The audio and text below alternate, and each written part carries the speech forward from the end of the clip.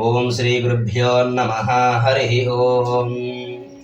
ओम ऐं ह्रीं श्रीं श्रीमात्रे नमः। श्रीं सिन्धूरारुणविग्रहां त्रिनयनां माणिक्यमौलिस्फुरत्तारानायकशेखरां स्मितमुखीं मापीनवक्षोरुहां पाणिभ्यां मलिपूर्णरत्नचषकं रक्तोत्पलं बिभ्रतीं सौम्यां रत्नघटस्थरक्तचरणां ध्यायेत् परामम्बिकाम् अरुणां करुणां तरङ्गिताक्षीं पुष्पबाणचापाम् अणिमादिभिरावृतां मयूखैः रहमित्येव विभावयेत् भवानीं ध्यायेत् पद्मासनस्थां विकसितवदनां पद्मपत्रायताक्षीम् हेमाभां पीतवस्त्रां करकलितलसद्धेम पद्माम्बराङ्गीं सर्वालङ्कारयुक्तां सततमभयदां भक्तनम्रां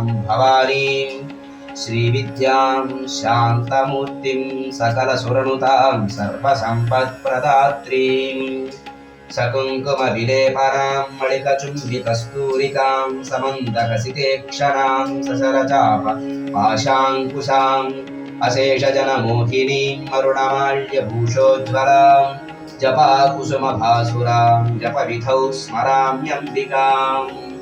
ॐ ऐं ह्रीं श्रीं श्रीमात्रे नमः। श्री